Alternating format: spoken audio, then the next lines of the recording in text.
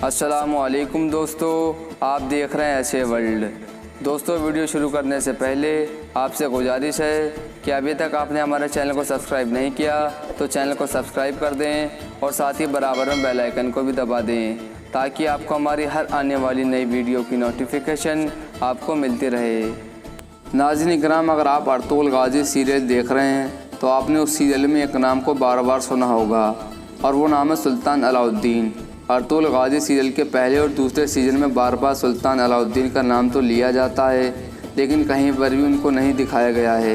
लेकिन सीरियल में उन लोगों के बात करने के अंदाजे से ये बात तो बिल्कुल क्लियर हो जाती है कि सुल्तान अलाउद्दीन उस दौर की सबसे बड़ी मुस्लिम सल्तनत यानी सल्जूक़ी सल्तनत के बादशाह हैं। तो नाज़रीन, पिछले कुछ समय से लोग सुल्तान अलाउद्दीन के बारे में ये कह रहे हैं कि सुल्तान अलाउद्दीन के बारे में अर्तुग़रुल गाज़ी सीरियल में अभी तक कुछ भी नहीं दिखाया गया है, लेकिन उनका नाम बार बार आता है। तो नाज़रीन, उनकी रियल ज़िंदगी के बारे में बताया जाए कि सुल्तान अलाउद्दीन कौन थे और उनकी ज़िंदगी कैसे गुजरी। तो नाज़रीन, आज की वीडियो में हम आपको सुल्तान अलाउद्दीन की पूरी रियल हिस्ट्री बताने वाले हैं और साथ ही साथ आप लोगों को ये भी बताएंगे कि आखिर क्या वजह थी कि अर्तुग़रुल गाज़ी जब बहादुर होने के साथ साथ इतने होशियार भी थे कि उनकी होशियारी की वजह से तमाम तुर्की कबाइल सरदार उनकी हर बात माना करते थे। उसके बावजूद भी अर्तुग़रुल गाज़ी ने हमेशा सुल्तान अलाउद्दीन के नीचे रहकर ही काम करना क्यों पसंद किया और कभी भी सुल्तान अलाउद्दीन से बगावत क्यों नहीं की। तो नाज़रीन, इस तरह की तमाम बातों की आज पूरी सच्ची जानकारी हम आपको इस वीडियो में बताएंगे। दोस्तों, जिस दौर में अर्तुग़रुल गाज़ी की पैदाइश हुई थी वो दौर ऐसा दौर था कि उस वक्त पूरी दुनिया में सिर्फ एक ही मुस्लिम सल्तनत बाकी रह गई थी जो सही और सलामत थी, और वो मुस्लिम सल्तनत थी सल्जूक़ी सल्तनत। और उस सल्जूक़ी सल्तनत के सुल्तान का नाम था सुल्तान अलाउद्दीन।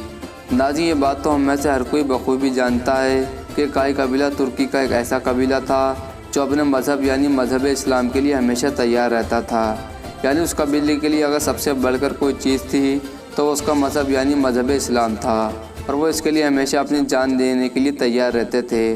और यही वजह थी कि काई कबीले ने हमेशा सल्जूक़ी सल्तनत के नीचे रहकर ही काम करना पसंद किया, क्योंकि वो जानते थे कि जब हम लोग तमाम तरफ से दुश्मनों से घिरे हुए हैं तो हमारी इकलौती मुस्लिम सल्तनत यानी सल्जूक़ी सल्तनत का हमेशा मजबूत रहना बहुत ज़रूरी है। नाज़रीन, अब अगर बात की जाए उस दौर के सल्जूक़ी सुल्तान यानी सुल्तान अलाउद्दीन के बारे में, तो उनकी पैदाइश 1188 ईस्वी में हुई थी और उनकी वफ़ात 1237 ईस्वी में हुई थी, यानी उनकी वफ़ात भी बड़ी ही कम उम्र में हो गई थी। उसके अलावा अगर बात की जाए उनकी हुकूमत के दौर के बारे में, तो उन्होंने 1220 से लेकर 1237 तक सल्जूक़ी सल्तनत के तख्त पर हुक्मरानी की। नाज़रीन, आपको बताते चलें कि सुल्तान अलाउद्दीन की वफ़ात सिर्फ 48 से 49 साल की उम्र में ही हो गई थी। दोस्तों, सुल्तान अलाउद्दीन के दौर में ही मंगोलों ने उनकी हुकूमत की तरफ अपना कदम बढ़ाया था, लेकिन उन्होंने अपनी होशियारी और बहादुरी के साथ उनका डटकर मुकाबला किया। आपको बता दें, अर्तुग़रुल गाज़ी सुल्तान अलाउद्दीन के रिश्ते में दामाद भी थे और यकीनी तौर पर अर्तुग़रुल सीरियल देखने वाले बखूबी जानते होंगे, क्योंकि सुल्तान अलाउद्दीन के भाई की बेटी यानी सुल्तान अलाउद्दीन की भतीजी हलीमा सुल्तान अर्तुग़रुल गाज़ी की बीवी थी। इसी वजह से सुल्तान अलाउद्दीन और अर्तुग़रुल गाज़ी आपस में करीबी रिश्तेदार भी हुआ करते थे।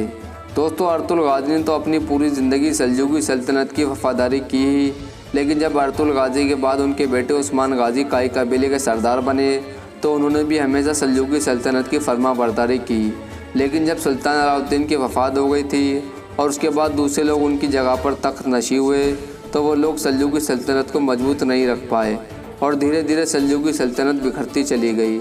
नाज़रीन, इसी सल्जूक़ी सल्तनत के कमज़ोर होने की वजह से ही उस दौर की ईसाई सल्तनतों ने मुसलमानों के ऊपर सलेबी जंगों को मुसल्लत कर दिया था और सल्जूक़ी सल्तनत के कमज़ोर होने की वजह से ही बैतुल मुक़द्दस भी मुसलमानों के हाथों से चला गया था। और आखिरकार एक ऐसा वक्त भी आया कि जब मंगोलों ने सल्जूक़ी सल्तनत के सुल्तान को कत्ल करके पूरी तरीके से सल्तनत को दुनिया से मिटा दिया था। लिहाजा जब ये सल्तनत पूरी तरीके से ख़त्म हो गई थी, उसके बाद ही काई कबीले के सरदार अर्तुग़रुल गाज़ी के सबसे छोटे बेटे उस्मान गाज़ी ने अपनी खुद की सल्तनत का ऐलान कर दिया था और वो सल्तनत थी उस्मानी सल्तनत। उम्मीद करते हैं आपको आज की वीडियो पसंद आई होगी। इसको लाइक और ज़्यादा से ज़्यादा शेयर करके हमारी हौसला अफजाई कीजिएगा और मज़ीद वीडियो पाने के लिए चैनल को सब्सक्राइब कीजिएगा। मिलते हैं आपसे अगली वीडियो में। अल्लाह हाफिज़।